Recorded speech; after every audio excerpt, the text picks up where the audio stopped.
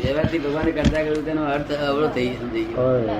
ના પણ એ પાછું બધો ખુલાસાથી એમને ખ્યાલ આવી ગયો કે આ વસ્તુ સાચી છે. આપણે આ લોકો ભણ્યા લોકોને ચારિત્ર મોહ ન સમજાય એટલા માટે મેં ડિસ્ચાર્જ મોહ કર્યો.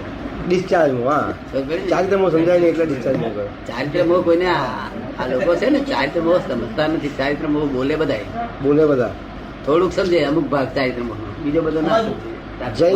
ભગવાન શું કે છે કે આ પણ મોહ જ ને. આ છે તે અત્યારે કપડા પહેરે છે, ટાઈ બાઈ બાંધી છે, ઘડિયાળ પહેરે છે, ત્યાં મોહ નથી આ કે છે? મોહ નથી. જ્ઞાની ગુરુ શું કે સાહેબ મોહ તો ખરો પણ એ ચારિત્ર મોહ છે.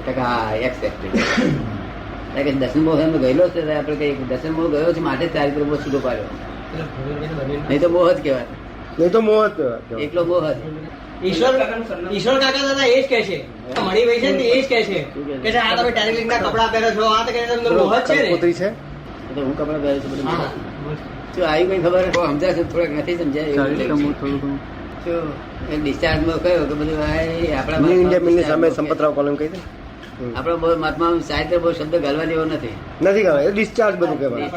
ડિસ્ચાર્જ આવે તો તરત સમજાઈ જાય કે આ જવાનું આવ્યું છે. બિલકુલ સમજ પડી ગઈ. એ બરોબર પણ કહેવાય નહીં, કહેવાય નહીં. દાદા આ જૈન દર્શન વાળા કંટ્રોલ ના ચારિત્ર કે છે, કંટ્રોલ કરવો, કામ કરવો, લોભ મોહ માયાને કંટ્રોલ કરવો, એને ચારિત્ર કે છે લોકો. એ તો એક જાતનું ચારિત્ર અત્યારની ભાષામાં એ રહ્યું છે. હા ભાષામાં જ નહીં, લૌકિક ભાષામાં એને ચારિત્ર ગણાતું નથી. ચારિત્ર સંયમ હોય. સંયમ. હા સંયમ. દાદા પરમ દિવસે જે બહાર સત્સંગ થયો હતો ને તે પેલા ભાઈએ એક પ્રશ્ન પૂછ્યો હતો કે મન અને ચિત્ત વચ્ચે શું ભેદ છે, તો એનો ખુલાસો બરાબર નતો થયો. હા એ કોઈએ પછી એનો બરાબર એ નતો થઈ શક્યો. ના મન બધું ચિત્ત અહંકારને ઉપર ગોળ ગોળ ગોળ હા, ચાલે. એવું મન ચિત્ત એ નથી. પેલા હું નતો હતો. એ પાછા પડ્યા ના પાછા નહીં પડ્યા, જરા ગૂંચવણ એ કાં તો જીતવા સારું પડતો હોય, હરાવવા માટે, કે કાં તો આત્મા પ્રાપ્ત કરવા માટે ફરતો. કાં તો આત્મા જેને પ્રાપ્ત કરવો હોય તે મન ને ચિત્ત નો ભેદ પડે. કીધું કે આત્મા નહીં પ્રાપ્ત કર્યો તેમ તો આવું ભાગ્ય પડે. આ ભાગ્ય કોણ છે? કાલે આપડે સત્સંગ થતો હતો ને એ પરમહંસ નો સત્સંગ કહેવાય. એમાં આત્માની અને પરમાત્માની બે જ વાત છે. બે જ પરમ એ વાત નહીં. ઘણા દિવસો હતો એ અહીં એકલો જ હોય, બીજી કોઈ જગ્યાએ હોય નહીં. બીજે બધે શુભાશુભ હોય. શું હોય? એમનો મૂળભૂત પ્રશ્ન શું હતો? મૂળભૂત એ વસ્તુ કે આત્મા જે પૂર્વના કર્મો લઈને આવે છે અને દેહ ધારણ કરે છે તે કયા આધારે આ બધું થાય છે એમ કે છે. જો આત્મા શુદ્ધ જ છે, આત્મા શુદ્ધ જ છે, કશું કરતો જ નથી, તો પછી જે કર્મના વર્ગણાથી આવે છે ને અહીં દેહ ધારણ કરે છે તે કયા આધારે થાય છે આ બધું? મૂળભૂત એમની શંકા એ હતી. પૂતગળ કરતા નથી કે છે, આત્માએ કરતા નથી, પૂતગળે કરતા નથી, આત્માએ કરતા નથી, તો કહે છે કયા આધારે આ બધું થાય છે? આત્મા અક્રિય છે, પૂતગલ ક્રિયાકારી છે. હા પૂતગળ ક્રિયા કરીએ તો તેથી આ પૂતગલ બધું કામ કરે. ના ભાઈ તમે મિશ્ર ચેતન કહ્યું ને, મિશ્ર ચેતનનું એટલે અને વ્યતિરેકી ગુણનું આવ્યું એટલે એમને ખ્યાલ આવ્યો વ્યતિરેકી ગુણનું. કારણ કે તમે કહ્યું લખો ના સંયોગ એવો થાય એટલે વિશેષ ગુણો ઉત્પન્ન થઈ જાય છે. એ આજના સાયન્ટિસ્ટો કબૂલ કરે છે. વિશેષ ગુણ ને આ લોકો વિભાગ કયો ત્યારે આપણા લોકો શું સમજાય? વિભાવ એટલે વિરુદ્ધ ભાવ. વિરુદ્ધ ભાવ. હા અને વિરુદ્ધ ભાવ થાય તો કાયમ નો એમાં આત્મામાં ઠર્યો છે. તો પછી દાદા એ બે ગુણો બે સ્વતંત્ર ગુણો ધરાવતા પૂતગળો ભેગા થાય અને વિશેષ ભાવ ઉત્પન્ન થાય તો પછી ઓરિજિનલ સ્વતંત્ર ગુણો ખોઈ નાખે? ના, સ્વતંત્ર ગુણો એમને જ રહે. વિશેષ ગુણો ઉત્પન્ન. ધારો કે દહીં દૂધ છે, દૂધનું દહીં થયું, વિશેષ ભાવથી જ થયું ને, તો પછી એનો દૂધનો ગુણ તો ગયો ને, સ્વતંત્ર ગુણ. દૂધનો સ્વતંત્ર ગુણ. દૂધ એ વસ્તુ નથી. વસ્તુ પોતાના સ્વભાવ સહિત અવિનાશી હોય. વસ્તુ પોતાના સ્વભાવથી અવિનાશી દૂધ હોય. એ વસ્તુ ના કહેવાય. જગતમાં કોઈ વસ્તુ ના કહેવાય. આંખે દેખાતી કોઈ પણ વસ્તુ ન કહેવાય. સાંભળેલી કોઈ વસ્તુ ન કહેવાય. આ વિશેષ ભાવ દહીંનો થયો તે વસ્તુ હોવી જોઈએ. દૂધ એ જ વિશેષ ભાવ છે. દૂધ એ વિશેષ ભાવ છે. દૂધ તો વસ્તુ જ ના કહેવાય. અવસ્થા છે. દૂધ એ વસ્તુ ના કહેવાય. વસ્તુ છ વસ્તુઓ તત્વો એ છ વસ્તુ કહેવાય. અને એને વસ્તુ કહેવાય. અને આ દૂધ તો અવસ્થાઓ છે બધી. અવસ્થાઓ પર્યાય છે. એટલે આ છ તત્વ એ બે તત્વો ભેગા થાય કે ઉત્પન્ન થાય. 2 3 4 5 ભેગા થઈ જાય. અને પોતાનો સ્વતંત્ર ગુણધર્મ સાચવીને આ એક દાખલા તો પથરા ગરમ થઈ જાય એ છે તો મારો વ્યતી નથી. પથરા એના પોતાના ઠંડા ગરમ ગરમ જતો નથી. વ્યતી રહે. સૂર્ય એનો પોતાનો ગુણ ત્રીજો ગુણ ઉત્પન્ન થયો, પછી એની આ ગેરહાજરી થઈ, ઠંડો થઈ જાય. જુદી પડી એટલે થઈ. ઠંડો થઈ જાય. એ આ permanent વસ્તુ નથી. હા એ પરમેનન્ટ વસ્તુ આ તો નથી. એક દાખલો આપે છે. દાખલો આપ્યો છે. વસ્તુની તો વાત જ જુદી છે. વસ્તુ અવિનાશી ભાઈ. આ તો બધું વિનાશી, બધું જેટલું જોઈએ છે એ કરીએ છીએ આપણે. બધું તો all these are temporary adjustments. આપણે વિતરાગ મૂળભૂત વસ્તુ.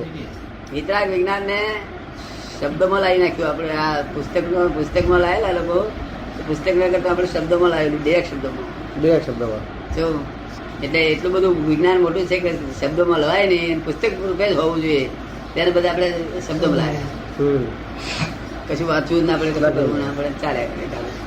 કારણ કે અક્રમ વિજ્ઞાન છે. અક્રમ વિજ્ઞાન કોનું નામ કહેવાય કે જેને શુદ્ધ નિશ્ચય અને શુદ્ધ વ્યવહાર એવો હોય તેમ શુદ્ધ નિશ્ચય શુદ્ધ વ્યવહાર. વ્યવહાર સહિત હોય તે અક્રમ વિજ્ઞાન કહેવાય. આપણો વ્યવહાર શુદ્ધ કહેવાય છે. શું કહ્યું? કારણ કે તમે છે તે અમારા જોડે છીડ્યા તે છે તે જેને ચોપડે નોંધવું ન છે. હું તો શું નોંધું કે તમે નક્કી કર્યું હતું કે મારે છે તે સંભાવ નિકાલ કરવો છે, એ જ હું તો નોંધું. શું કહ્યું? સંભાવ નિકાલ કરવો છે એ જ ભાવ તમારા આજ્ઞામાં ભાવ હતો. પોતાની બેથી શબ્દ નીકળી આવે જુદા તે રીતે તેના પર ઉપાય જ નહીં ને. તને આ જ્ઞાન બધું સમજાય છે. વ્યવહારની સમજ આપણને પડે, પણ જગત તો જેવું નીકળી જાય એવો અભિપ્રાય બંધાઈ જાય ને. કે જે નિશ્ચય અને વ્યવહાર આપણે તો સમજીએ છીએ, પણ જેવું જગત તો જેવું જુએ એવું જ કહે છે ને. હા, આપણે એટલે જ કહું ને કે ગઈકાલનો સત્સંગ જગતને માટે અમારે આવું ના કહેવાય. જેની ભાષામાં ઘોષા. જેમ એમ ચાલવાનું કહે. ચંદ્રકાંતભાઈ નું મૂળભૂત પ્રશ્ન શું હતો કે આપણે ડે ટુ ડે લાઈફમાં કામ કરીએ, શેઠગીરી કરીએ, અહીંયા આપણે કારખાનામાં જઈએ, આ થાય, એમાં ફ્રિક્શનમાં આવીએ લોકો સાથે, ગળભાંજમાં થાય લોકો સાથે, તો તે વખતે પેલાના જે પરિણામો ઉત્પન્ન થયા અને આપણા પરિણામો ઉત્પન્ન થયા, તો પેલાના પરિણામો આપણે સારા ના કરી શક્યા એટલે આપણે એટલા ગુનેગાર થયા ને એમ કે છે. એને એટલે આપણા ભાવથી એનો અભિપ્રાય બદલાઈ જવો તમે પછી કહ્યું કે તમારો ભાવ બદલાતો નથી એટલે એને તમારે વાંધો જ નથી, પણ પેલાના બદલાયું એનું શું કે છે મારે? પેલા સામા માણસનું બદલાયું પરિણામ મારા વચનથી કે મારા કાર્યથી, તો એમાં મેં તો એને એ કહે છે તમને અમને નથી થયું બરોબર છે, પણ પેલાનું બગડ્યું એનું શું કે છે? આવી કામ તમે કરતા હોય તો તમને લાગુ થાય, તમે કરતા નથી તમને લાગુ થાય નહીં ને. એટલે કે છે આપણા સ્વભાવ આપણા વર્તનથી બધાને સારું થવું જ જોઈએ કે છે, ના એવું કહે છે. એવું એ કહે છે. આ અમને થોડા વાર દેખી કોઈ અણગમો ઉત્પન્ન થયો તેમાં એ શું કરે? એ શું કરે? 100% વાત છે. થોડા વાર દેખીને ચીડચીડ કરે. તેમાં એનો સ્વભાવ શું છે? આ તો કહે છે દોષ બે કોકને આમ અજુબો થઈ ગયો. અજુબો તો ચાલે ને. તમે આમ કહો સાહેબ જમવા હેડો તોય તમે હમણાં આવ્યો પાછો. બોલો તો હું 12:30 ના જમનારો 11:30 આવી બોલો છું. તમને જ્યાં દુઃખ નહીં થાય, તમને દુઃખ થવાનું કારણ જ કેવો નથી. તે દુઃખ ના કારણોમાં ઉભા રહ્યા છો, તેમાં અમને ધોરાવા દેખી શું એટલે એને દુઃખ છે ને. આપણે જ્યાં અહીં કરતા નથી, કરતા હોય જ્યાં સુધી તમે છો શું કે હું શું કરતું ત્યાં સુધી બધું સમજાય તમારે. બધું એવું જ હોય. એ ચંદ્રકાંત પ્રશ્ન એવો જ હોય તો મહાવીર સ્વામી થી ગોશાળા દુઃખ નથી થવું જોઈએ. હા, ગોશાળા તો નથી ઊંધી દિશામાં ચાલે. મારી સમથી બધા જોઈ બહુ દુઃખ થતું. ભગવાન થતો આ ફેર મારી આપણું જતી રહેશે. આ ના હોય ને ભગવાનનો શું દોષ? માટે મારી સામે શું કે એ એનું પોતાનું વરી લીધેલું દુઃખ છે, મારું આપેલું નથી. આ વરી લીધેલું છે. શું જેમાં ખાવા પીવાનું વરે છે ને એવું દુઃખ પણ વરે છે. આ ખાવા પીવાનું વરે છે ને વરી જાય ને દુઃખ વરી લે, એવું દુઃખ એ વરી લાવે. ઉપાર્જન કરે. વરી લાવેલા દુઃખ ને કોઈ શું કરે? મારી સામે કે ભાઈ એનું દુઃખ વરેલું કરે હું શું કરું કે પણ એ ગયા ભાવનું કર્મનો કોઈ એ બરોબર છે. એ તો રોણું બંધ છે, એ તો સમજાય. એ તો રોણું બંધ છે, એને તો બહુ સમજ. આ તો કહું છું કે જો આપણાથી કોઈને દુઃખ ના થવું જોઈએ તો ભગવાન હતા પેલા તો. કોઈને ના થવું જોઈએ તો પેલા ગોશાળા હાજરીમાં ગોશાળાને બહુ જ દુઃખ થતું હતું. અત્યંત દુઃખ. હવે એ ચંદ્રકાંત મારી ભગત જાણતા હતા ઘણી વાર બહુ દુઃખ થાય. તેથી દુઃખ ને લઈને એવું બોલતો હતો કે આ મહાવીર આવા છે તે વાત છે. ઊંધું જ બોલે. મહાવીર સ્વામી શું કરું તો આપવા ખરા? હા તો હકીકત ભાઈ તમારે ના દુઃખ થાય એવું ઊંઘી દે એટલે ચાલી જાય. એ કહે છે કે એનું વરી લીધેલું દુઃખ છે કે છે. શું કે છે? વળી લીધેલું છે. આ મારું આપેલું નથી. હા વરી લીધેલું છે. ઇમ્પોર્ટન્ટ વસ્તુ એ છે. મારું આપેલું દુઃખ અને એનું વળી લીધેલું દુઃખમાં બહુ ફેર છે. બહુ મોટું છે વાક્ય. એ સમજાવો દાદા, હે? એ સમજાવો કોઈ. એ સમજાવે કે છે મારું આપેલું દુઃખ નહીં. આપેલું અને વરી લીધું બધા. વળી લીધેલું દુઃખ એટલે શું? આ સાથે અત્યારે સાથે તમે હળવો ઝાડ બહાર જમતા હોય અને એક દાડો કોઈ આવ્યો તો જમવાનું થઈ ગયું વહેલું અને તૈયાર થઈ ગયો તો બોલા હાલો કે છે કીર્તિભાઈ જમવા ટાઈમ થઈ ગયો હાલો કે છે અત્યાર સુધી બેસી રહ્યા છો ત્યારે તમે કહો ભાઈ મારી નથી જમવા મને અત્યારે શું કા કરે છે મને કેવું એ તમને દુઃખ જે થયું ને એ વળી લીધેલું છે એ કઈ દુઃખ આપવા આવ્યો નતો એ તો કહે છે જમવા આવ્યો સાહેબ એ તો બિચારા જવાબ આવ્યો હા. વાત છે. બીજાના સુખની ઈર્ષા થાય એ પણ વરી લીધેલું જ કહેવાય ને. બીજાના સુખની ઈર્ષા થાય આપણને. બીજાના સુખની ઈચ્છા તમારે રાખવાની છે. હા, એ વળી ઈર્ષા, લીધેલું. ઈર્ષા. બીજાના સુખની ઈચ્છા કરો ના તો તમે સુખના દાતા છો એમ. હું ઈર્ષા કહું, ઈર્ષા. ઈર્ષા અદેખાઈ. અદેખાઈ. એ તો હોય જ ને. એટલે વરી લીધેલું થાય ને. નહીં આ દેખાય એ તો વરી લીધેલું જ ને બધું. હા, એ તો વરી લીધેલું. વળી થાય ને. બસ સમજી ગયો ને. બધા વરી લીધેલા દુઃખ છે જરાય દુઃખ નથી આપ્યું પેલી છું બધા વરી લીધેલા છે. હવે સમજણ પડી દાદા. મોટી સમજણ પડી. You also in the same, huh? ના ના એના માટે નહીં. ના ના એમના માટે મારા માટે. એના માટે નહીં. Vice versa, એમ કહેવાય. એ તો પરિણામ. આમને કોઈ દુઃખ નથી હાલતું કારણ કે વર્તા નહીં લઈને એટલે સમજણ. દુઃખ તો જગત તો કરવા ગયા કરો બોલ્યા જ કરે, ચાલ્યા જ કરે. પણ વરે તે નથી બરાબર ને? બરાબર. જો, વરી લીધું. વળી દીધું. ભાગ્યા.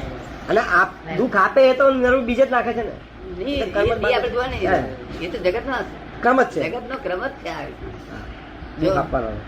એટલે જણ તું શું કરે પાઘડી મૂકી દે છે?